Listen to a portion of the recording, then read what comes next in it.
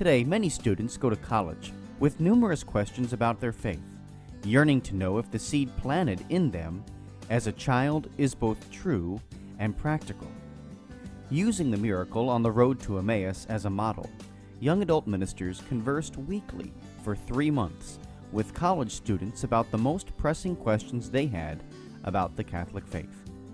As they journeyed together virtually, something amazing happened. Doubts disappeared, fears faded, and Jesus revealed that He is still alive. Hearts Burning Within Us, the latest book from Patchwork Heart Ministry, is a result of that grace-infused conversation.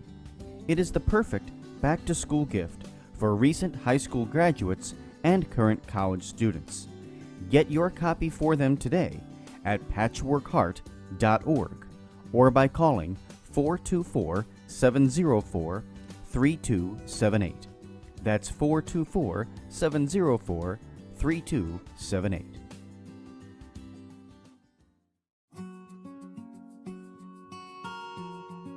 The St. Raymond Nonnatus Foundation, in partnership with Patchwork Heart Ministry and Fiat Ministry Network, presents a podcast for families in crisis. Hi, and welcome to a podcast from the St. Raymond Nonnatus Foundation for Freedom, Family, and Faith.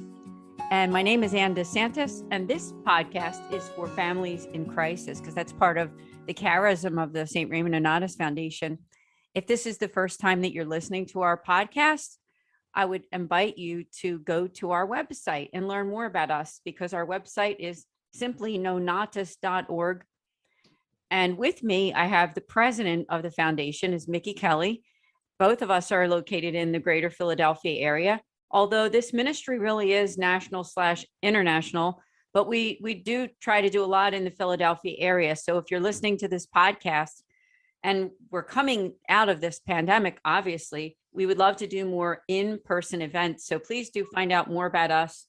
And maybe there's a way that we can make outreach to your own church community or to another organization that you're affiliated with. Without further ado, I want to welcome my co-host, Mickey Kelly. Hi, and great to be here again.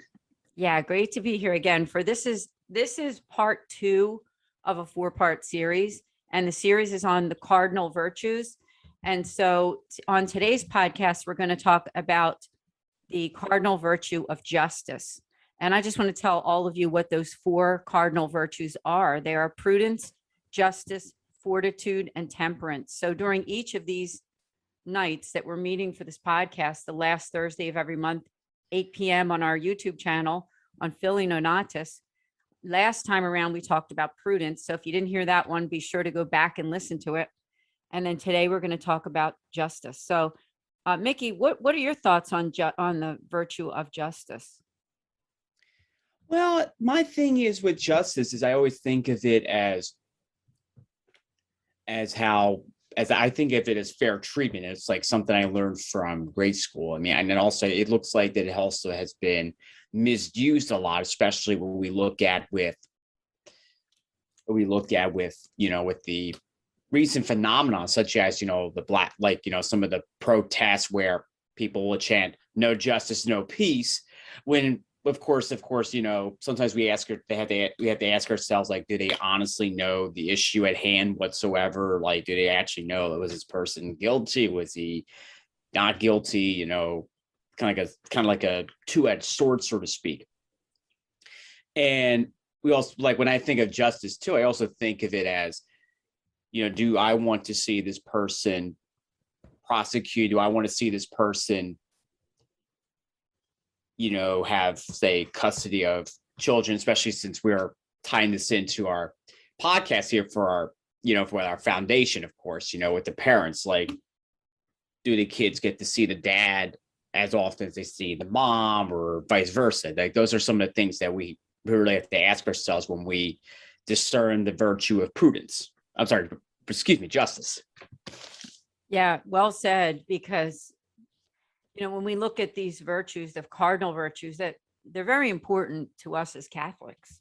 And they're really like I would say, like, that's the ground floor, isn't it, of these virtues, the cardinal virtues. They're very, very, very important to who we are as Catholics. And so thanks for tying it into the foundation, because certainly if you are listening to this podcast and you are a family in crisis or an individual who's going through some kind of a challenge, whether it's something related to divorce or separation, which is part of who we are as a ministry and what we offer, we also make outreach to all kinds of people who are going through some kind of family crisis or family challenge. And so justice is something that all of us have to face and have to pray about, and also have to try to follow. And I thought I would just start out by reading from the Catechism. Catechism is always a great place to find out exactly what the Catholic Church teaches. And it says, regarding the dignity of the human person, and this is article number 1803. This is simply about the virtues. It says that whatever is true, whatever is honorable, whatever is just, whatever is pure, whatever is lovely, whatever is gracious, if there is any excellence, if there is anything worthy of praise, think about these things. And a virtue is an habitual, firm disposition to do the good. It allows the person not only to perform good acts, but to give the best of himself. The virtuous person tends toward the good with all his sensory and spiritual powers.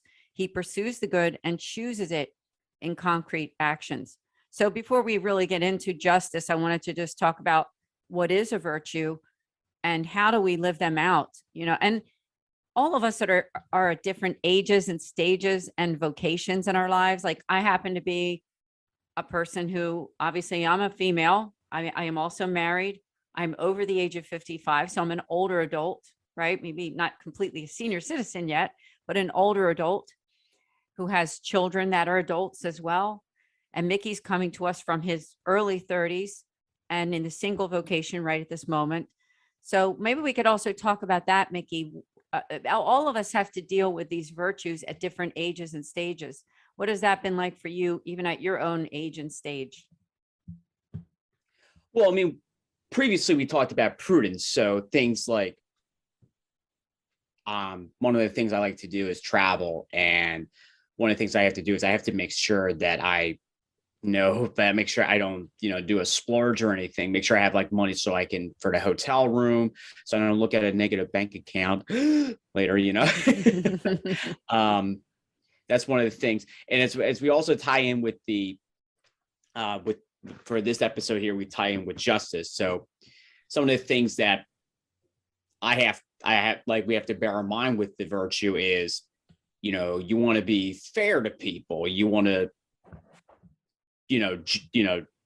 just fairly and things like that. So things like making the right decision, whether it's you want to go to, say, an event or whatever. Do I honestly want to go to this? And also, because let's face it, the cardinal virtues, one way or another, they do tie in with each other, no matter how you look at it. Because, one is, it's kind of like, I think of them as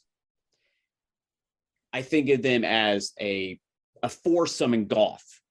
Like they're competing, but of course, one way or another, they want to, they want to complement each other in order for them to win, say, first prize or whatever it is.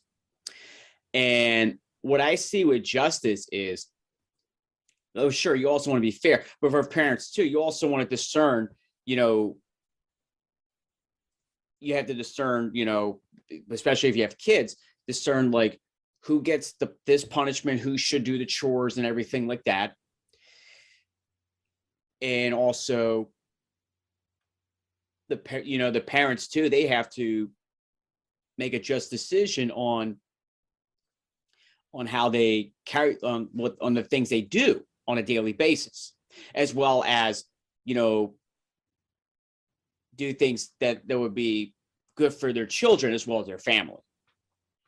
Yeah, good way to look at it, because, we're all coming in at different stages in our lives, but justice is still justice.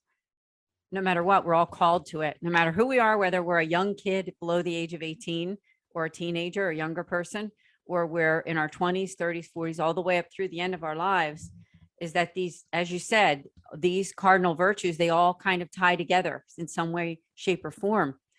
So moving on then, I thought I could just read a little bit about what the Catechism says about human virtues, and that's number 1804. And I just want to encourage all of you listening to use the Catechism, go to it and learn from it, because this really is what we believe as Catholics. And you don't need to buy the book itself. You can simply just go to their website, and that is Vatican.va, and just look up the Catechism of the Catholic Church. And it says the human virtues are firm attitudes, stable dispositions, habitual perfections of intellect and will that govern our actions, order our passions, and guide our conduct according to reason and faith. They make possible ease, self-mastery, and joy, leading in a morally good life. The virtuous man is he who freely practices the good. The moral virtues are acquired by human effort. They are the fruit and seed of by morally good acts.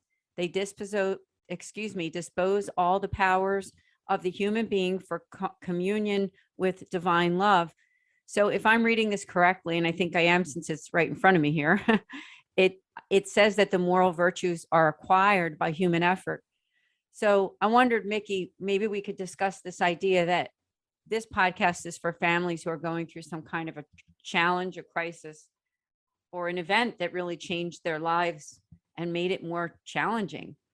And so for them, how do you think that people who are going through these tough times to choose the good, which it says again, that moral virtues are acquired by human effort.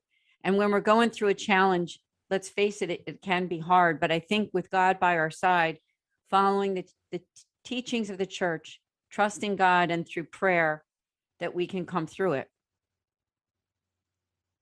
What do you think about that, Mickey, in terms of? Well, and I mean, honestly, Fulton Sheen has said time and time again that it does take 3 to get married. And one of those people that, in order for you to get married is, of course, God. Because you see, God is I think of God as the centerpiece you have at a family dinner. It's like in the center of the table. And God is our compass. He is our guide, as you mentioned a moment ago, Anne. Because as long as he's at the center of every decision we make, and whether it's good or bad, he will be with us. He will never abandon us. Yes, absolutely. And I'm glad you brought up, it's Venerable Fulton Sheen, I believe, at this point still. Or is it Servant of God? Well, he's venerable for sure, but yes. I'm waiting for his canonization, of course. Yes, absolutely. And one of the guests that I've had on another podcast that I did, his name is Alan Smith. And Alan, that is his ministry, is basically spreading the ministry of Fulton Sheen, Bishop Fulton Sheen. So definitely check out and look up Alan J. Smith, because he's got a great website all about him and a lot of archives of all of his shows and the books and everything. He's also a Catholic author too. So I just want to mention that if somebody's interested in learning more about Fulton J. Sheen. And the Catechism says, in addition, on Article 1805, that 4 virtues, and I know we've discussed this a bit already, play a pivotal role and accordingly are called cardinal. All the others are grouped around them. They are prudence, justice, fortitude, and temperance. And then it says, if anyone loves righteous labors are virtue, for she teaches temperance and prudence, justice, and courage. These virtues are praised under other names in many passages of Scripture. And I think it's good that the Catechism mentioned that all the others are grouped around them, because they're like at the ground floor, like they're kind of holding up the structure, right? So these cardinal virtues are really ones that we should know, understand, and practice. And so last time we talked about prudence.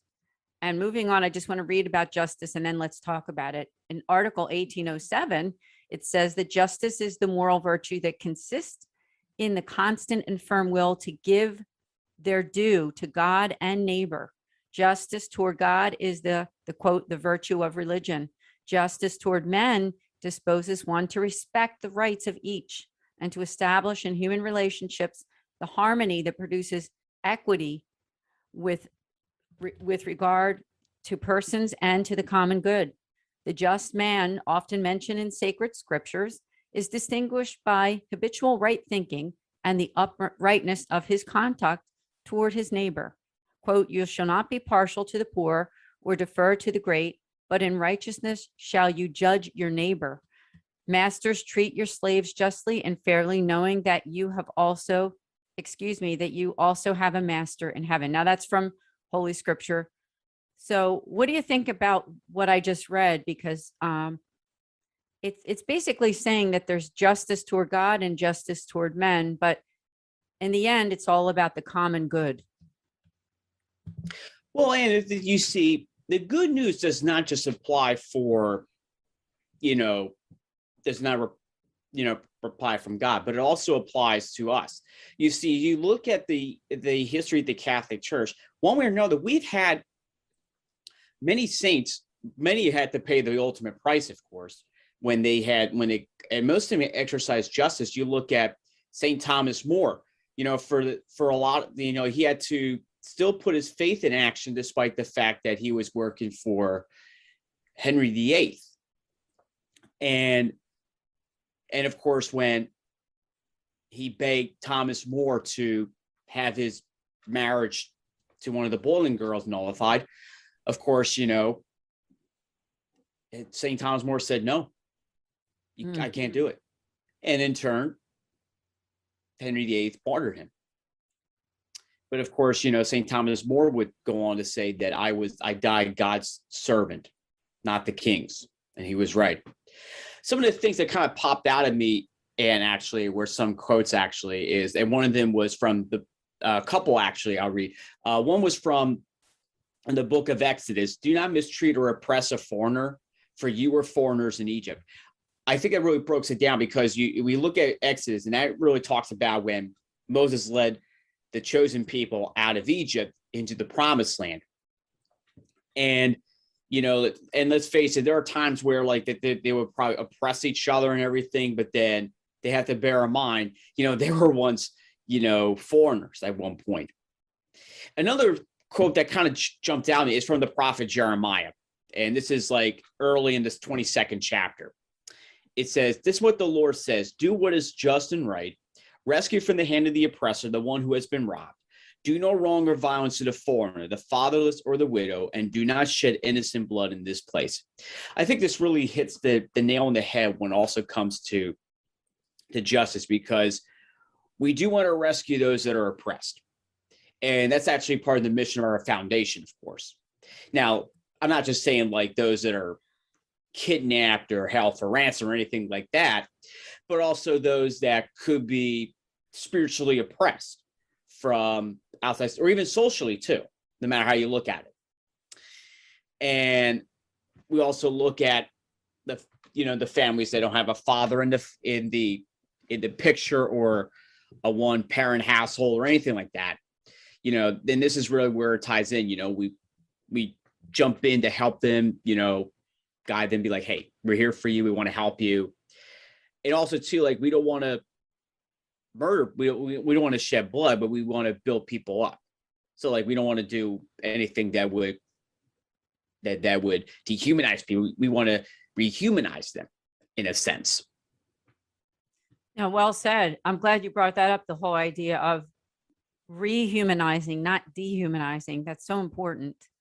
And everything that you said, it's all important stuff, especially in light of who we are as a foundation. And may I say, since we're kind of still at the beginning of this podcast, if you're listening to this and thinking, I would like to learn more, and maybe you might even want to talk to a priest about some of the questions that you have about some of the issues that are happening in your own life related to some of this. And with that said, we offer a free pastoral consultation that you can contact us. So I just want to invite those listening that if you are thinking that you have some issues that they're issues of justice and they have to do with your life and your family, just reach out to me at nonnatus.org, because there's a contact form that goes to me, and I can set up that appointment with one of our Mercedarian friars, and they can answer your questions. Now, I found something else, Mickey, that I thought would be interesting for those listening. An article that I found on Catholic culture on the virtue of justice. It talks about this idea that there's primary and also secondary rights. And of course, in the article, they talk a lot about biblical verses that relate to making sure that people get their, the rights that are due to them as humans.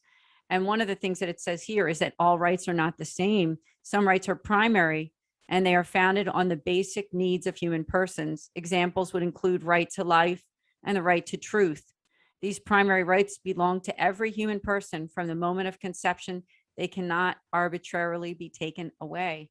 And then it gets into talking about secondary rights, that they differ from one person to another depending on each one's vocation and responsibility. These would include the rights of parents as distinct from those of their children, the rights of civic leaders as distinct from those of the citizens they serve, the rights of teachers as distinct from those of their pupils. While secondary rights are genuine, they are subject to change as circumstances in the family and society occur. On the other hand, primary rights can never change, nor can they be discarded. I thought that's interesting stuff, because that comes into play when we think about our own occupations too, right?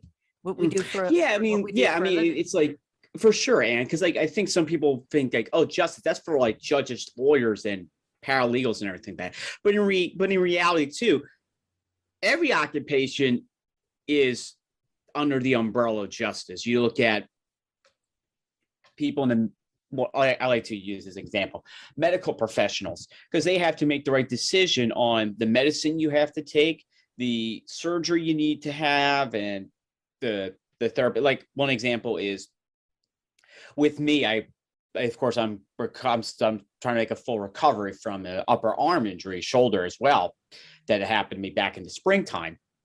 And one of the things that was happening in all the process, from the time I go to the emergency room, the doctors had to, get their heads together and figure out, hey, you're going to need this done. You're going to have to get, CAT scans, et cetera, et cetera. And then they would recommend me to someone under the orthopedic branch of their hospital. And I was seeing him for a good 4 months. And he would evaluate him from the time I was on the sling to the time I got off the sling. And of course, he also made a decision. Did I need surgery? Which of course I didn't. And of course, it's just a matter of, biology. And let's face it, biology, science does win when it comes to healing, whether it's, torn muscle, if it's a broken bone, a fracture, whatever it is. Because let's face it, the doctors do have to make the most precise decision that would make or break your full recovery. And also another branch, you have to also decide too, like, with as far as your expenses and everything. So, of course, that would be a discussion for another time. But overall, the medical professionals, they do have to make the right decision for the medicine you take, the procedures you need to do, or surgeries, and of course your recovery time, and of course the things you can do during your recovery, such as you can't lift, a certain amount of pounds. And at the same time too, you also have to go through therapy, and that could take anywhere between 3 to 4 months. Yeah, thanks for sharing that with us, because some of our listeners, they might not be aware that you did go through a very challenging time earlier this year. We're taping this right now in August of 2021. And you had an event in your own life that also challenged you in terms of this whole idea of justice. And so maybe in a little while we can unpack that a little bit more, because I think that when we deal with something personally, it helps us to understand when it comes so close to us, one of these virtues, that we have to exercise it in such a way that we never have before. And I just thought I would read something from another article. Is from vacatholic.org. And this is about how the church defines social justice. It says, how does the church define social justice? It is when society recognizes the human dignity of all, equality of all people with differences and abilities, and solidarity among all humankind. The Catechism, for instance, states clearly that Catholics must care for the poor and work for the common good, citing the equality we share with each other by virtue of our humanity. The Church nonetheless points out the difference in distribution of talents. These differences belong to God's plan, who wills that each receive what he needs from others, and that those endowed with particular talents share the benefits with those whom need them. These differences encourage and often oblige persons to practice generosity, kindness, and sharing of goods. They foster the mutual enrichment of cultures. That's from the Catechism of the Catholic Church, number 1937. Interesting stuff. And with Mickey, I thought if you wouldn't mind sharing, and it's really up to you, but I know that this whole virtue of justice came into your life in a more profound way earlier this year, where you really had to exercise that in your own mind, the meaning of it, and when it came to an injustice that you suffered. Sure. So I think it's very timely that we have this discussion on the virtue of justice, because back in this early spring, I was on my way to work before the crack of dawn, and I was actually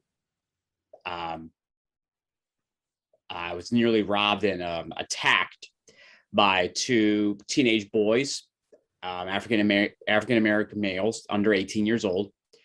In the process, I was escaping. I fell and injured myself, and of course, of course, I was very dehumanized that day from two complete strangers who were half my age, of course. And when I was going through the mind, the first thing I wanted to do was I wanted to get payback at them. Like I was going to try to hunt them down when I was fully recovered and, seek vigilante justice. However, when I got to my senses, because let's face it, like when something happens to you, your mind goes through a gazillion different places, and it's not really good for you on a mental aspect. But then when things calmed down, and then when the dust somewhat settled, I just thought to myself, I pray that justice comes to them and they learn from their mistakes. And I don't wish ill or anything like that, but I hope they learn from it. Yeah, thank you for sharing, because I know that this was a challenge for you. I'm so sorry that you went through what you did go through, and I'm glad that you're on the mend with healing, not only physically, but also all the other areas, right? Psychologically, spiritually, mentally, emotionally, because it's a trauma, isn't it? When people go through something like that. And that's why I'm glad that you brought this up, because justice is something that came face to face with you inside your heart and mind and soul when this happened to you. But like you said, now you're able to kind of look at it in a different light and say, God has a way of bringing healing and justice. Maybe you don't know who these boys were and whatever happened, but somehow, some way we can offer those prayers for you for healing, and that God would bring proper justice to those who are not following in the ways of him and of what is right. Mm-hmm, So, for sure. Yeah. Thank you for sharing about that. Now, Mickey, with what you went through, and people who are listening who are going through other kinds of crisis, right? Other family things that have happened, could be a spouse that left them. It could be that they got laid off from their job unfairly. It could be something to do with a bad relationship or friendship. Would you have anything or any advice for them? Because they might be dealing with something not exactly like you did, but feeling some of the same things that you went through when you suffered an injustice. My first thing I would say, being upset, angry, whatever it is normal. I have been through some of those avenues before, whether it's getting laid off or having a friendship broken off, for whatever reason, just know that you're not alone. I will promise you, you will find and meet people that have been through the same ordeal as I have. But just know that something is going to come out of it, something good. When you find out that good, embrace it. Yeah, amen. Embrace it, because I don't know if you would agree with this, and I think you will, but would you say that healing is a process? It's not something that you snap your fingers, say a few prayers, and you feel better and everything's fine. It is a process that takes some time. I will say one thing, one of my favorite comic book heroes is Wolverine. And suppose he was in a close quarter combat, so to speak, with someone that pulls a knife and slices, leaves an abrasion around his face. It heals quick. That's one of his abilities. However, for normal human beings like us, healing does take time. Now, you can heal faster physically than you can mentally. And mental, when you experience mental trauma, it does take time. And the best thing you do is, number one, you do talk about it. Number two, you do seek counseling. And three, just don't do anything that will compromise your overall mental health, such as, binge on alcohol or binge eating, whatever the case is. And let's face it, that there are studies that people that do go through mental trauma have binge on alcohol, maybe had an increase in alcohol intake, or have gained weight, so to speak. There are studies out there, believe me. But every now and again, we have to stop and check ourselves. And, we have to find, a group of people that can help us hold us accountable to try to, get that closer to a full mental healing. It's one thing, you can lose, it's one thing to gain weight from all this, but and also too, and of course, Ann and I, we know some people that do things, with mental health. And I honestly think that's something that's very underappreciated in today's society. It's even stigmatized by the media, and it's not right at all. Especially, the mental health advocates. I would guarantee you they would find a blog, to have a blog piece or an article write up or an op-ed too, saying, where did that show go wrong as far as mental health is concerned? And, and let's face it, that the media doesn't give us any justice whatsoever. No pun intended, of course. but let's face it, and of course, one of the things that the foundation was hoping to do is also raise awareness on mental health, because let's face it, there are people that do struggle with it, from a family crisis or a crisis of their own. And we're here for you. Oh, thank you so much for saying that, because that is the charism of who we are.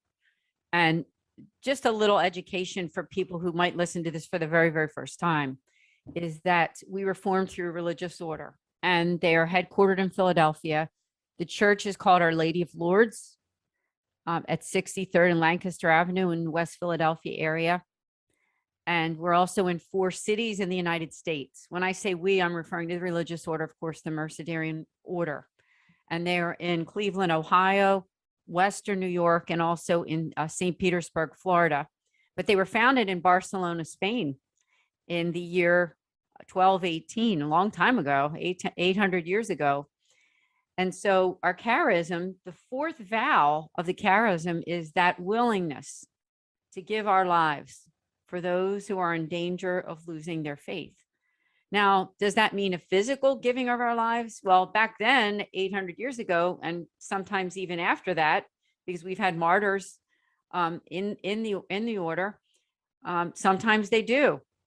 But most of it, mostly for us, people like Mickey and I, Mickey being the president, me being the director of the foundation, is that it's the willingness to give our time, talent, and treasure to help other people in this mission. And the mission is to families who are in crisis and those affected by divorce and separation. It's twofold. And so this virtue of justice, for those of you who are listening who've been through so much, and as Mickey said, that healing takes time. It's not an overnight process. It's not something that you say one short prayer and the next day everything's great. Now, it doesn't mean that that can't happen once in a blue moon, right? But healing is something that takes time. I want to recommend to all of you listening to go to our website on our helpful resources page.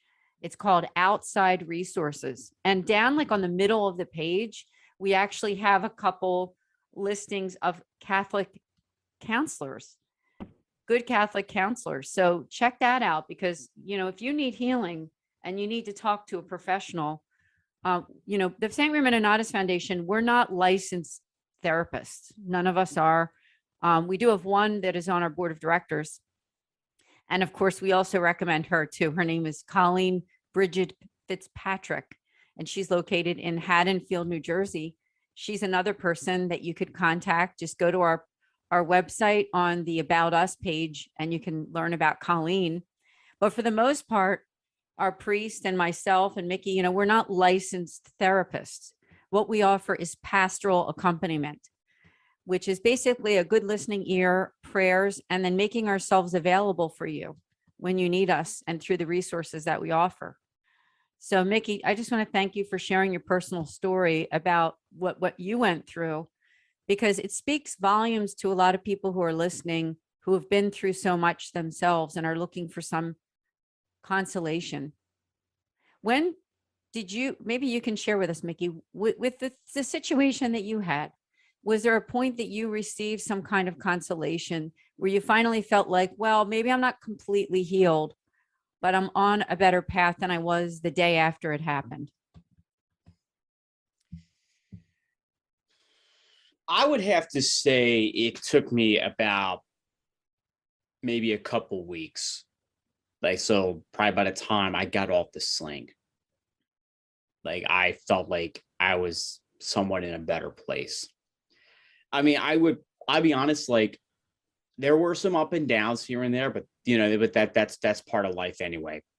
One of the things that my therapist actually shared with me at that I was frequent going is she showed me this diagram. Like I would think that it's a straight line for success, and that could also apply too for recovery.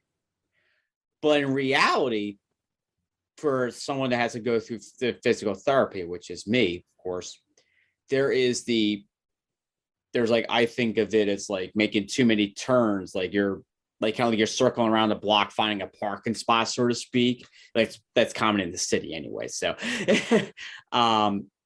is that, and of course, a lot of twists and turns, like almost like watching, you know, one of those critically acclaimed thrillers that could be like Oscar worthy or whatever. So that's basically how I can like really sum it up. And, you know, it's and you said a moment ago, and that it's not a snap of a finger. It takes time.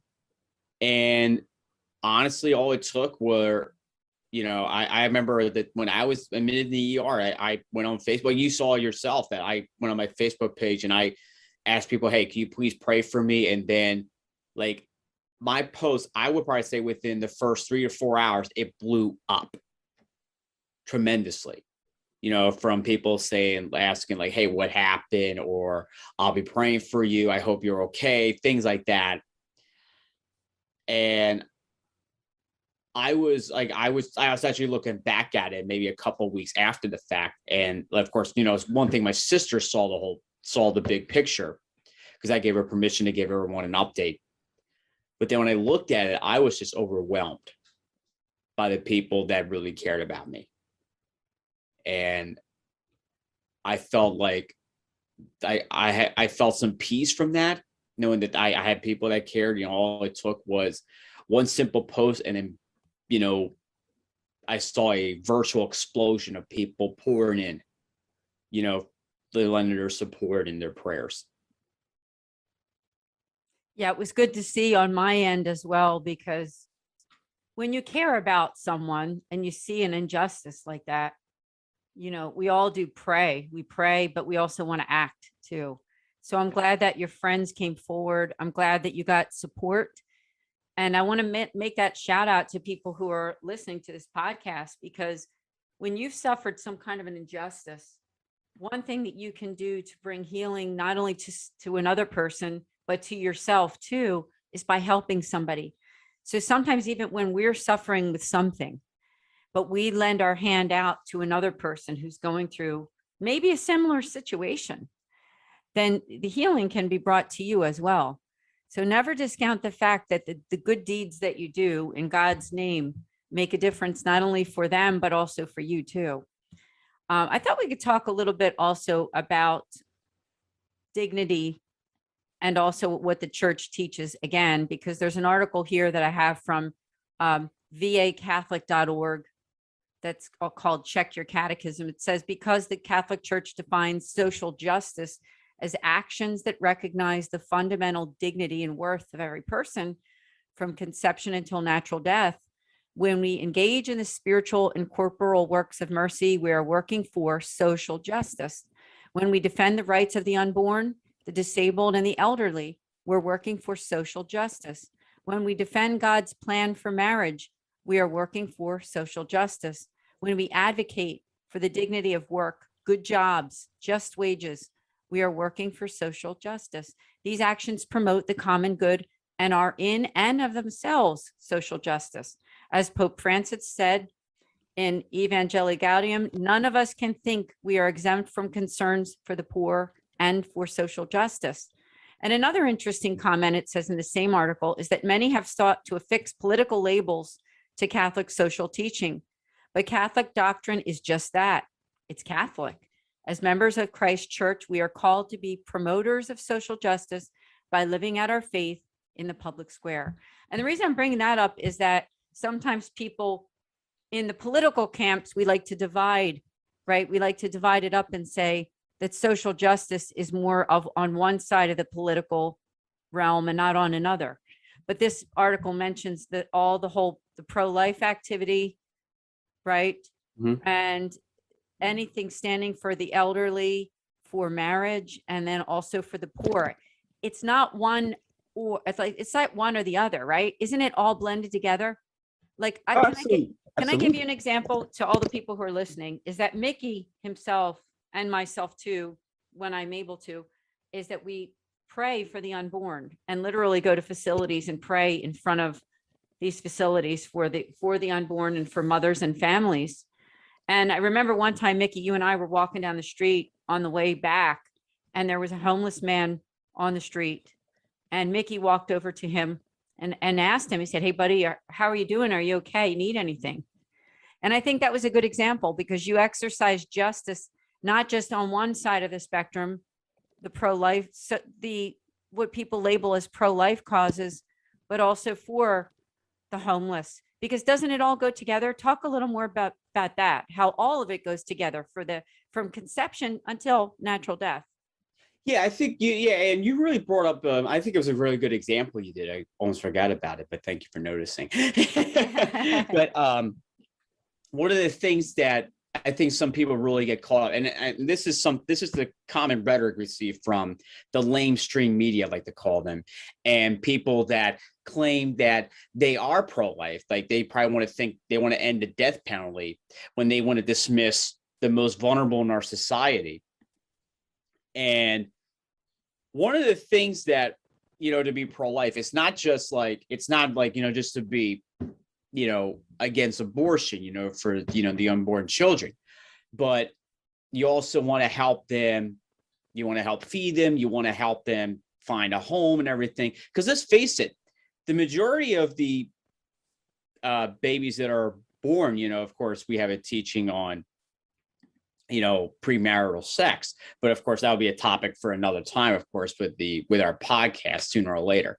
But to stay on topic, some of the things that I have noticed is that people like, and this, I think most of us are at fault here, no matter where we are in the political spectrum, because you have one side that wants to end war, they want to end the capital punishment. Then you have another side here that wants to end abortion. They will also want to end euthanasia.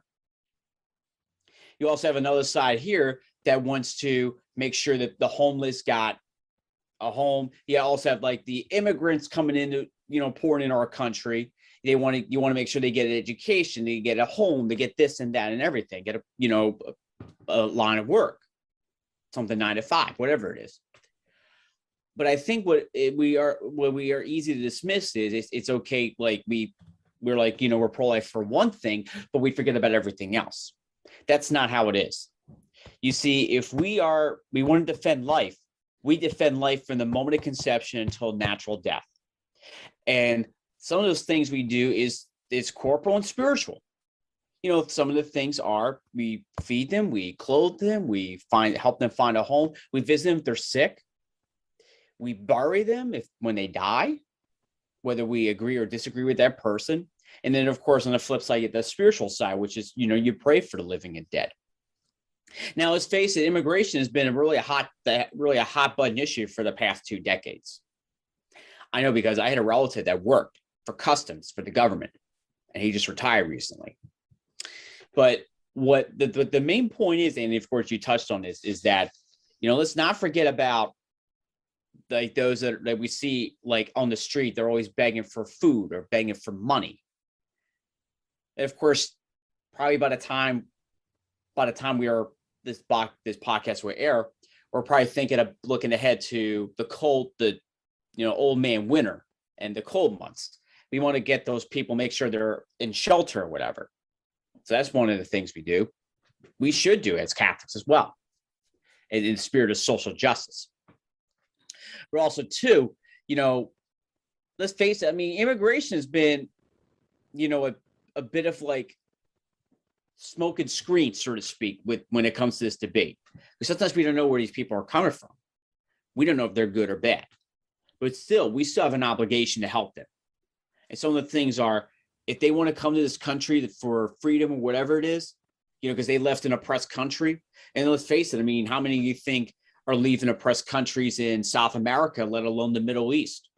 We need to help them get the resource they need. And even if they have to apply for U.S. citizenship.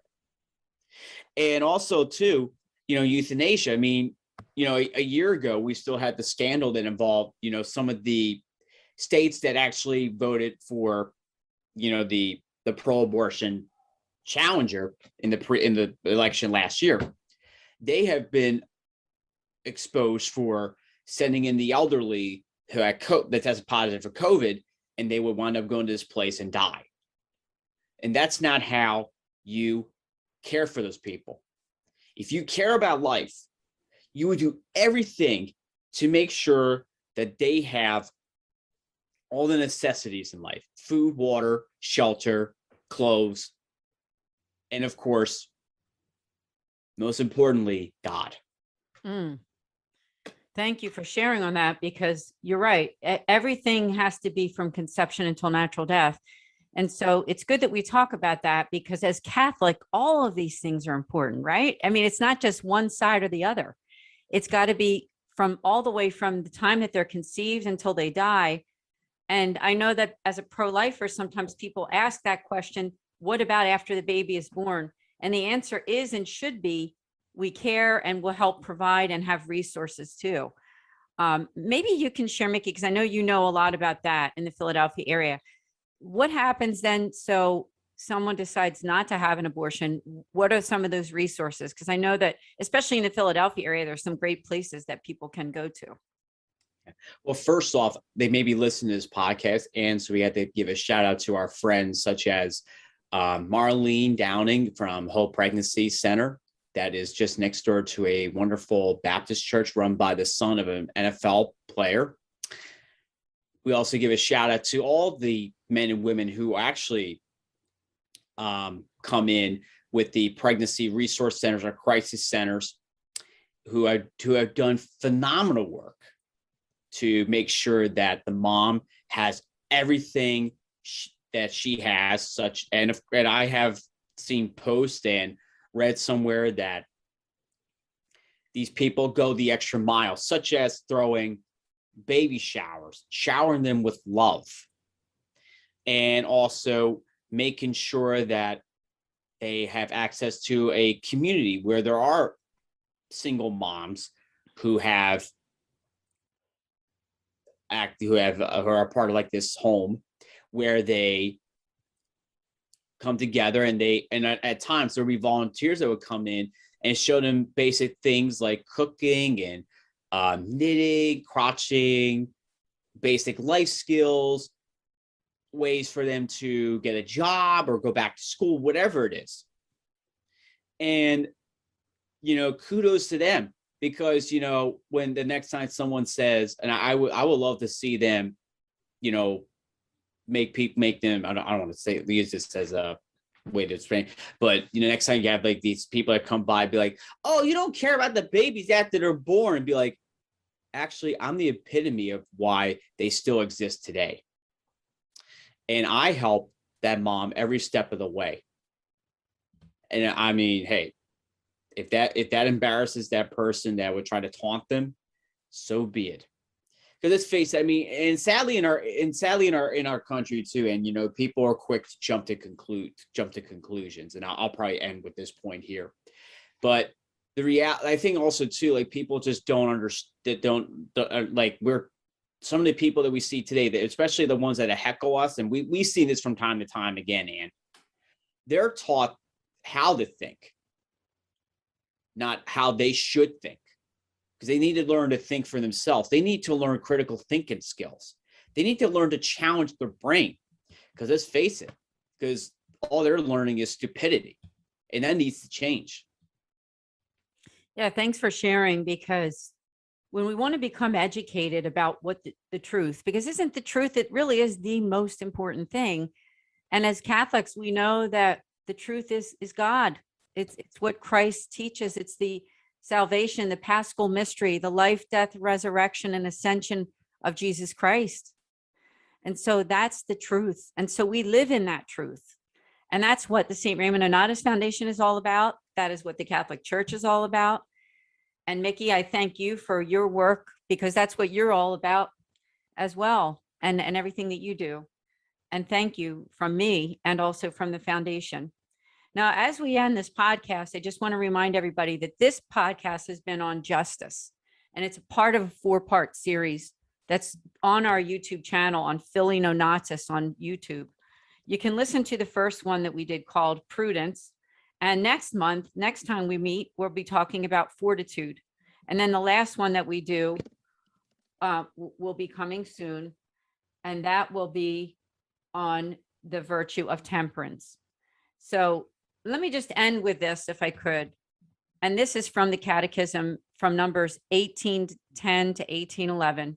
It says that human virtues are acquired by education, by deliberate acts, and by a perseverance ever renewed in repeated efforts that are purified and elevated by divine grace. With God's help, they forge character and give facility in the practice of the good. The virtuous man is happy to practice them. 1811, it's not easy for a man wounded by sin to maintain moral balance. Christ's gift of salvation offers us the grace necessary to persevere in the pursuit of the virtues. Everyone should always ask for this grace of light and strength, frequent the sacraments, and cooperate with the Holy Spirit, and follow his calls to love what is good and shun evil. So, Mickey, again, I want to thank you for joining us on this 4-part series. Thank you for having me in. And we will see all of you next time here on this podcast of the St. Raymond Nonnatus Foundation for Freedom, Family, and Faith. Please do subscribe to our YouTube channel at Philly Nonnatus. God bless. Thank you for listening to this podcast. For more information about the St. Raymond Nonnatus Foundation, visit nonnatus.org or email director.srnf@gmail.com. Today, many students go to college with numerous questions about their faith, yearning to know if the seed planted in them as a child is both true and practical. Using the miracle on the road to Emmaus as a model, young adult ministers conversed weekly for 3 months with college students about the most pressing questions they had about the Catholic faith. As they journeyed together virtually, something amazing happened. Doubts disappeared, fears faded, and Jesus revealed that He is still alive. Hearts Burning Within Us, the latest book from Patchwork Heart Ministry, is a result of that grace-infused conversation. It is the perfect back-to-school gift for recent high school graduates and current college students. Get your copy for them today at patchworkheart.org or by calling 424-704-3278. That's 424-704-3278.